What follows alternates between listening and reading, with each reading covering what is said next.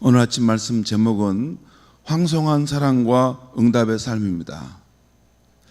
여러분, 이 사랑을 말할 때 보통 표현할 때 아름다운 사랑, 멋진 사랑, 고마운 사랑, 이 정도 표현을 하는데 황송한 사랑이라는 것입니다.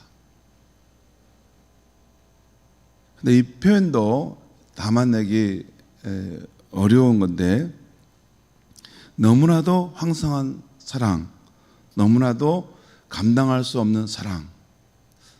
여러분, 너무나 큰 사랑을 받으면 이게 갚을 길이 없지 않습니까? 그러지 않습니까? 자액도 안 되는데, 내가 잘 모르는 것 같은데 누가 나타나서 너무나 큰 사랑을 내게 베푼 거예요. 거지 같은 인생을 살아가는 난데 그 나를 데려다가 다 씻겨주고 이 왕후의 자리에 이렇게 세워주는 그런 은혜와 사랑을 받았을 때 어떻게 그걸 감당할 수 있겠습니까? 도저히 감당할 수 없는, 그러니까 감당할 수 없는 사랑이라는 말은, 우리가 사랑이라는 것은 give and take지 않습니까? 주고받고, 그러죠. 근데 내가 받았는데 이걸 갚을 수 없는 사랑이에요. 도저히 갚아낼 수 없는 사랑이, 너무나 큰 사랑이에요.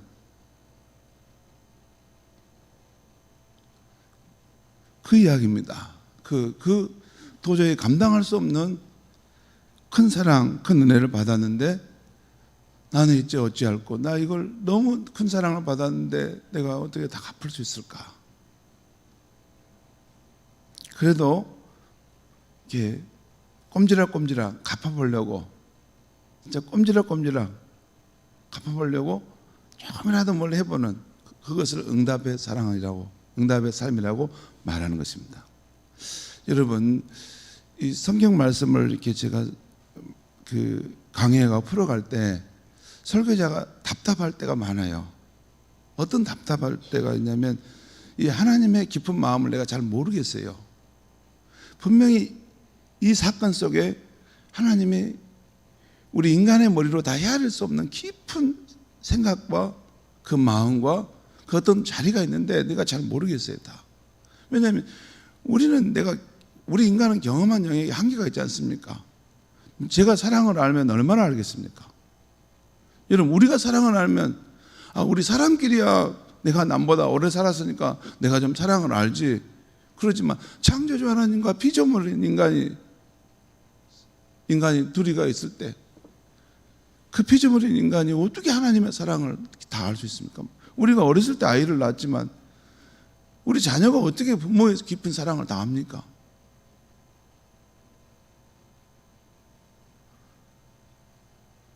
자기가 가정을 이루고 아이를 낳아봐야 그때야 조금 철이 들어서 좀 알죠. 근데 자식을 길러본 적이 없는 사람은 절대 부모의 그 깊고 깊은 사랑을 알 수 없는 거죠. 인간의 사랑에서도 그 부모와 자식의 사랑에 대한 것은, 자식은 죽을 때까지 우리 어머니가 나를 얼마나 사랑했는지 다 모릅니다. 얼마나 나를 위해 기도했고 나를 위해 많이 울었고 내가 잘 되기를 위해서 그냥 오직 인생 후반에 전부가 자녀만을 생각하고 사는 거 아닙니까? 자녀만을 오직 잘 되기를 바라고. 그런데 창조주 하나님이 피조물인 우리 인간에게 베푸신 사랑을 사실 우리는 1만 분의 1도 모릅니다. 그러니까 사랑을 모르면서도 막 아는 것처럼 교회에서 행하기 때문에 교회가 혼돈하고 어렵습니다. 그 크고 놀라운 사랑, 감당할 수 없는 사랑을 우리가 받았다는 것을 알면 이게 무슨 말할 것이 없습니다. 뭐든지 불러서 이 일을 좀 도와주십시오, 이것이 주님을 위해서 필요합니다 하면 거절할 것이 없습니다. 근데 그 사랑을 모르니까 뭔 일을 좀 하자면 말도 많고, 왜 다른 교회는 안 하는데 우리 교회는 이렇게 합니까?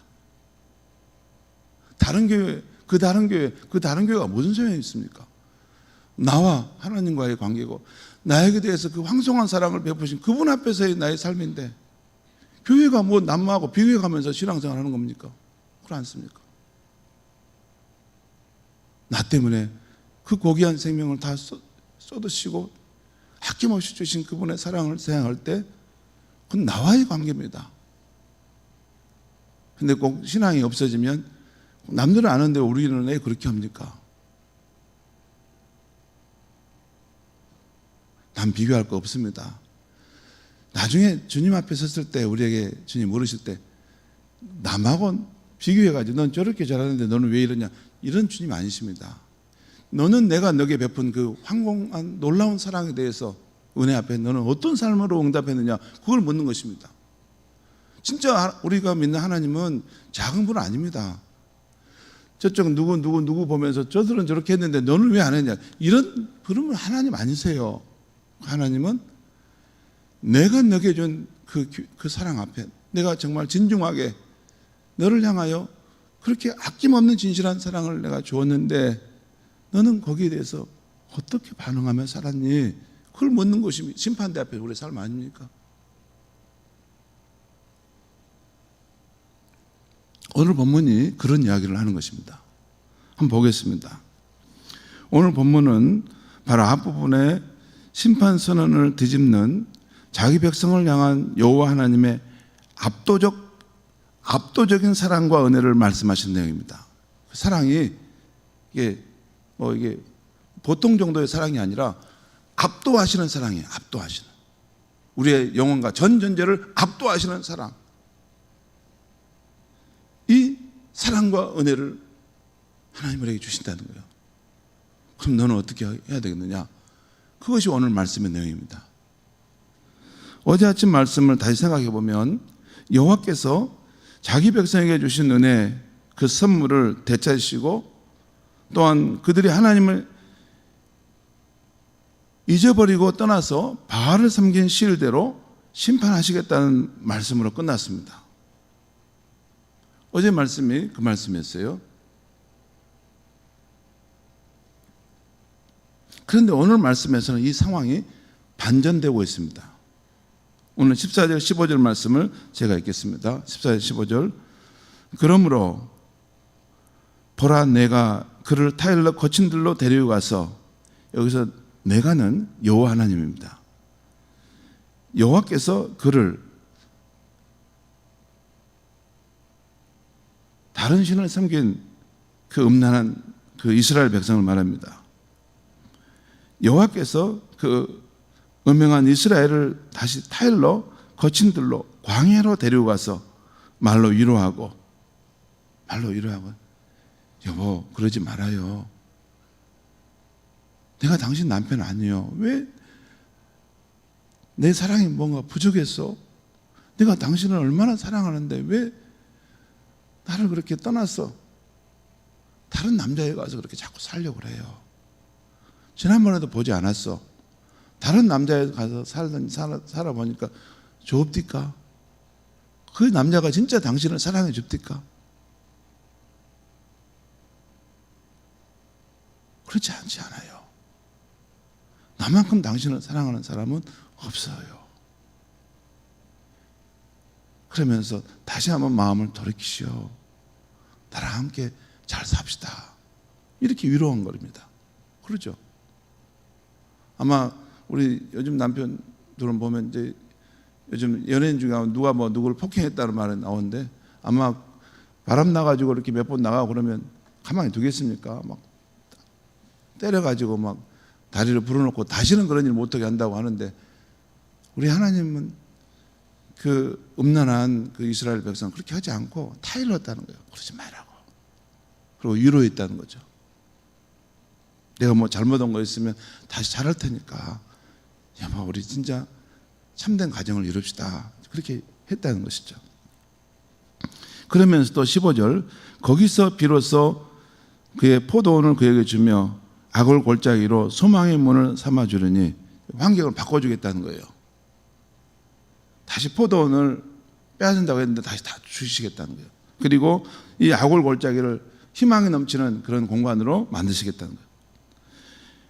그가 거기서 응대하기를, 그는 누구냐면 그 하나님의 황공한 사랑을 받은 이스라엘을 말합니다. 그가 거기서 응대한다는 것은 그 하나님의 그 황공한 사랑 앞에서 자기도 응답한다는 거예요. 응답하는데 어떻게 응답하냐면 어렸을 때와 애굽 땅에서 올라왔던 날과 같이 하리라. 이 말이 무슨 말씀이냐면, 여러분 저를 보시죠.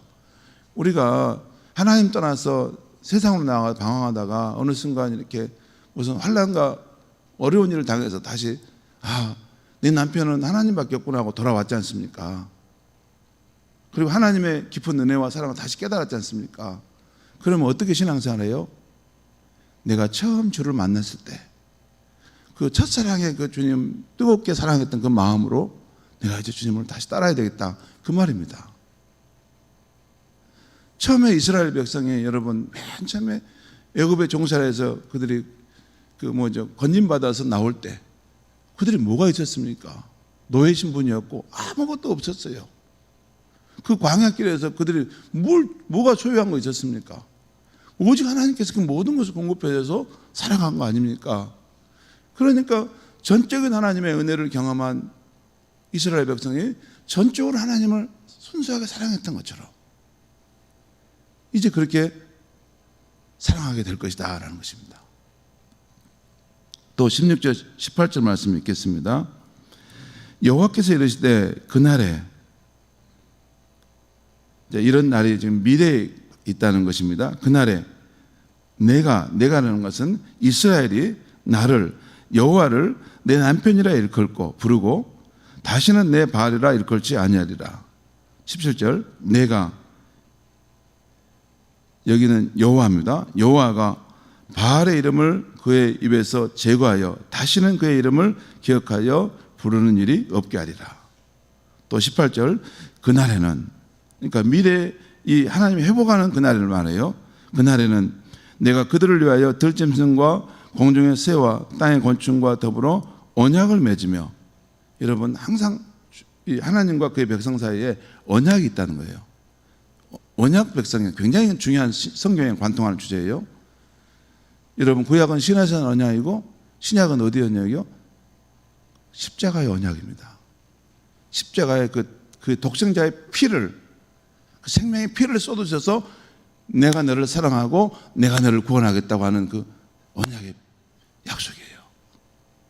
구약보다 그러니까 신약이 하나님보다 완전한 사랑을 나타내는 것이죠. 18절 그날에는 내가 그들을 위하여 들짐승과 공중의 새와 땅의 곤충과 더불어 언약을 맺으며 또 이 땅에서 활과 칼을 꺾고 전쟁을 없이 하고 그들로 평안히 눕게 하리라. 이스라엘과 뿐만 아니라 그 땅에 사는 다른 생물까지도 함께 포함해서 하나님이 언약을 맺어서 그 땅에 평화가 임하게 할 것이라는 것입니다. 19절 20절 말씀 보겠습니다. 내가, 하나님이 내게, 여기는 이스라엘을 말하는데 자기 백성을 말합니다. 하나님께서 자기 백성에게 장가들어 영원히 살되 공의와 정의와 은총과 긍휼히 여김으로 내게 장가들며, 하나님께서 이스라엘 자기 백성에게 가서 들어가 장가든다는 것이에요. 그리고 20절 진실함으로 내게 장가들리니 내가 여호와를 알리라. 여러분 결혼해봐야지 사람을 알죠. 이게 처녀 청각 때는 피상적으로 잘 모릅니다. 인간을 잘 몰라요. 내가 저 사람을 안다 해도 잘 몰라요. 근데 결혼해봐야 진짜 서로를 알게 되는 거예요. 마찬가지로 하나님께서 우리에게 장가든다는 말은 내가 너의 하나님이 되고 너는 나의 하나님이 돼요. 함께 살자, 그 말입니다. 여러분 여기 나오는 하나님께서 그 백성에게 장가들어 영원히 산다는 말을 들을 때 저는 이런 생각을 했습니다. 요한복음 14장 16절에서 예수님께서 이런 말씀하셨어요. 내가 떠나가면 내가 아버지께 구하겠으니 그가 또 다른 보혜사를 너에게 주사 영원토록 너희와 함께 있게 할 것이다. 하나님께서 그 백성에게 들어가 장가든다고 했지 않습니까? 그러면 너는 하나님을 알 것이다 했어요. 그것이 어떻게 이루어졌냐면 예수님께서 이 땅에 오셔서 십자가 사역을 이루시고 그의 성령을 그를 믿는 신자들에게 보내주심으로 그 약속이 이루어진 것입니다. 성령님이 우리에게 오신 것은 우리가 함께 살려고 한 거예요. 영원토록. 그 다음 2장 마지막 내용은 하나님께서 자기 백성과 새 언약을 맺고 장가든 것으로 인해서 하늘과 땅 등 모든 환경이 회복될 것이라는 것입니다. 특별히 긍휼히 여김을 받지 못했던 자들이 긍휼함을 얻고 내 백성이 아니었던 자들이 내 백성이라 불려질 것이다. 이것이 그 다음 내용 마지막에 나와요. 여러분, 긍휼히 여기지 못한 백성이 긍휼히 여김을 받고 내 백성이 아니라는 그런 곳에서 내 백성이 일어날 것이다. 이게 신약성경에 어디 나오죠? 어디 나오지 않습니까? 에베소서 보면 그런 표현들이 나와요. 내 백성이 아니었는데. 또 베드로전서도 나옵니다. 원래 베드로전서 2장에 보면 너희는 왕같은 제사장이 쭉 표현 나오는데 원래 내 백성이 아니었고 너 긍휼을 여기지 받지 못했는데 이제 너희는 긍휼히 여김을 받고 내 백성이 되지 않았느냐, 그런 표현이 나와요. 성경이 이렇게 짝을 서로 연결되어 있습니다. 자, 그리고 이제 3장 1절 말씀 보겠습니다. 여호와께서 내게 이르시되, 여기서 내게는 호세아 선지자입니다. 이스라엘 자손이 다른 신을 섬기고 건포도 과자를 즐길지라도 여호와가 그 이스라엘을 사랑하나니 너는 또 가서 타인의 사랑을 받아 음녀가 된 그 여자를 사랑하라 했다는 거예요. 이 말씀에 그러니까 여러분 잠깐 보시죠. 지금 여호와께서 호세아 선지자에게 너는 이렇게 해라 하는데 그 동기가 있어요. 그 동기가 뭐냐면 나 여호와가 음행하는 이스라엘 백성을 버리지 않고 사랑한 것처럼 너도 가서 너 아내 고멜이 음란한 일을 행했지만 다시 사랑하여 데려오라는 것이에요. 하나님이 이스라엘 향해서 향하신 그것을 너는 인간의 삶 속에서 그것을 보여주라는 것, 사람들에게. 그래서 2절과 3절 또 보겠습니다. 호세아 3장 2절 3절 내가 읽겠습니다. 내가는 호세아입니다. 호세아가 은 15개와 보리 한 오벨 반으로 나를 위하여 고멜을 사고 그에게 이르기를 그러니까 고멜은 많은 날 동안 나와 함께 지내고 음행하지 말며 다른 남자를 따르지 말라. 나도 내게 그리하리라. 참 이것은 뭐냐면 그 남편에게 마음을 두지 못하고 다른 남자를 향해 나아가는 그 여인을 향해서 그 남편이 그 아내를 사랑하는 그 애절한 마음이었죠. 여보, 그러지 말아요. 내가 더 잘해줄 테니까 그러지 말고 음행하지 말고 나와 함께 살아요. 당신이 참 그렇게 살면 나도 이제 당신에게 참 더 잘해드리다. 그 말 아니에요? 나도 너에게 그리하리라, 그 말 아니에요? 근데 이건 호세아와 그 배반하는 그 고멜의 이야기지만 사실 그 신실한 하나님의 사랑과 그 배반하는 이스라엘에 대한 이야기입니다. 너 그러지 말아라. 여보, 그러지 말아요. 그 말이에요. 4절 말씀 보겠습니다. 이스라엘 자손이 많은 날 동안 왕도 없고 지도자도 없고 제사도 없고 수상도 없고 예법도 없고 드라빈도 없이 지내다가, 자 여러분, 이런 하나님의 황공한 사랑을 이제 받아서 잠깐 이렇게 이제 여러분 만약에 그 집을 나가서 다른 남자와 바람핀 여자를 집에 들어오면 어떻게 하겠습니까? 만약에 인자한 남편이라면 당신 좀 삶을 좀 한번 돌아보고 생각해 보세요 하고 혼자 있는 시간을 줄 거 아닙니까? 그렇죠? 혼자 있는 시간을 줄 것 같아요. 어떻게 그럴 겁니까? 너무나 큰 충격을 지금 그런 일을 당해서 다시 데려왔는데 혼자 있는 널 당신 한번 생각해 보세요. 그래서 지금 말이에요. 지금 아무것도 이제 간섭하지 않을 테니까 당신 잠깐 생각해 보시라고. 성도 여러분, 음행했던 고멜이 호세아 남편의 이런 황송한 사랑과 은혜를 받았을 때 어떤 마음이었을까요? 아니 어찌 내게 이런 사랑을 베풀 수 있단 말인가? 나는 이런 은혜를 받을 자격이 없는 여인인데, 감당할 수 없는 남편의 사랑을 받은 것으로 아마 그 고멜은 먹먹하고 많이 울었을 것입니다. 아니 내 남편은 왜 나를 이렇게 사랑하는 거야? 나를 그냥 버리면 될 텐데 나 가질 것이 뭐라고 끝까지 나를 이렇게 사랑해 주는 거지?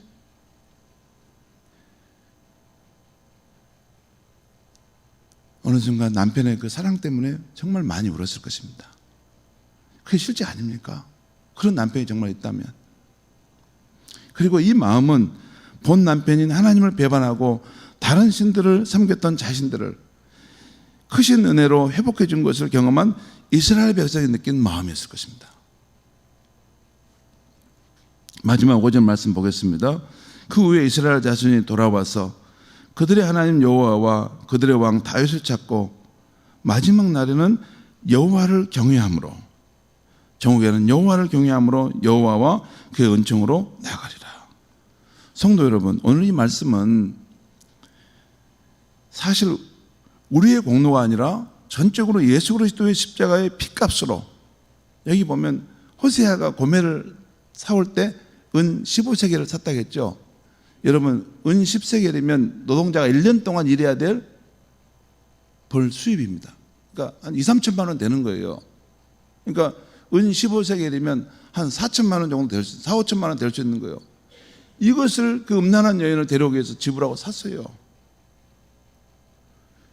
그런데 신약시대 하나님은 우리를 구속하고 살기 위해서 그의 독생자, 가장 고귀한 그 독생자의 그 피값을 지불하고 우리를 구원해 내신 것입니다. 그리고 우리를 그리스도의 정결한 신부가 되게 했던 것입니다. 원래는 긍휼을 얻지 못한 백성이고 그 백성이 아니었는데 예수 그리스도의 십자가의 그 크신 은혜로 긍휼함을 받고 그 백성이 된 우리들의 이야기인 것입니다. 이것은. 그렇다면 우리는 이제 어떻게 우리 구주 예수님을 사랑하며 섬기며 살아야 할까요? 오늘 말씀에 이스라엘이 응대하기를, 그 하나님의 놀라운 사랑에 응대하기를 어렸을 때와 애굽 땅에서 올라오던 날과 같이 하리라 하는 말씀이에요. 그 처음에 주를 만났을 때, 사랑했을 때 그 뜨거운 마음, 그 마음으로 내가 다시 내 남편과 함께 살리라, 그 마음이에요.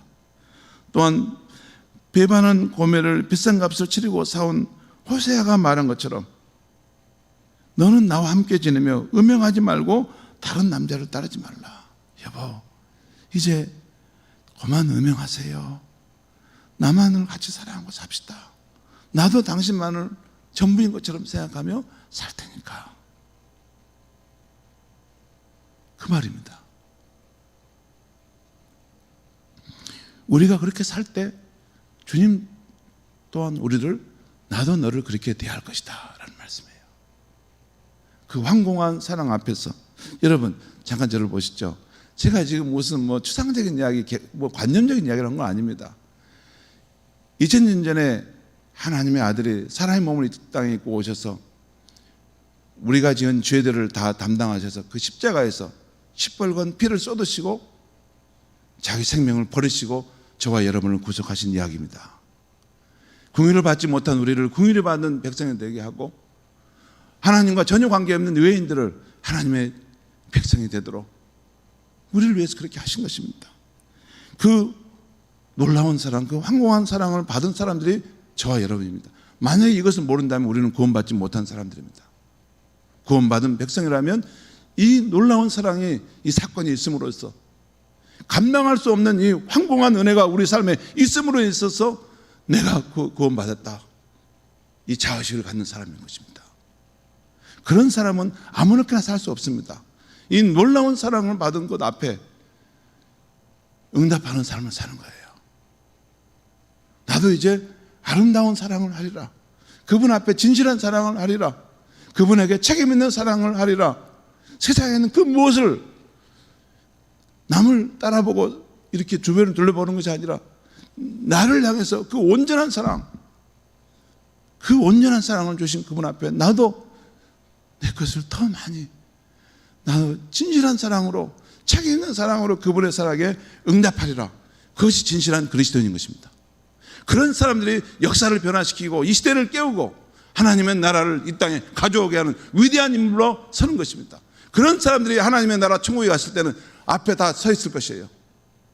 그것을 꿈꾸는 그런 인물들이 저는 우리 교회 안에서 많이 일어났으면 좋겠습니다. 그런 크고 위대한 일을 꿈꾸는 사람들이 많이 있었으면 좋겠어요.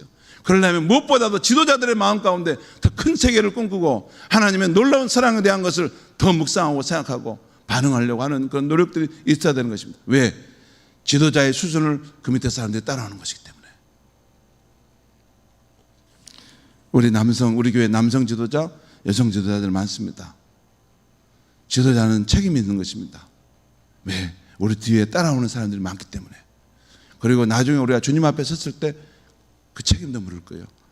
우리가 아무것도 계급장이 없었다면 모르지만 주님 앞에서 그 많은 귀한 직분을 받았으면 너의 삶을 통해서 주변에 얼마나 많은 사람들이 영향을 받았느냐 물을 것입니다. 그때 우리가 주님 앞에 다 참 잘했다 칭찬받는 우리 성도님들이, 우리 지도자들이 될 수 있길 바랍니다. 기도하겠습니다.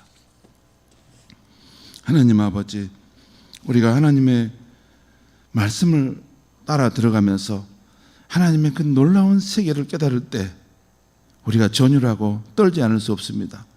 아예 깨닫지 못하고 몰랐다면 아무렇게나 살 수 있지만 우리가 말씀 속에 깊이 들어가면 들어갈수록 감당할 수 없는 하나님의 사랑, 압도적인 사랑과 은혜를 받는 사람들이 우리 인생임을 깨닫는데, 하나님 아버지, 우리는 어떻게 살아야 합니까? 하나님 아버지, 우리는 어떻게 살아야 합니까? 그 사랑 앞에 첫사랑의 마음으로, 순수한 마음으로 주를 따를 수 있도록 우리를 도와주시옵소서. 예수님의 이름으로 기도합니다. 아멘.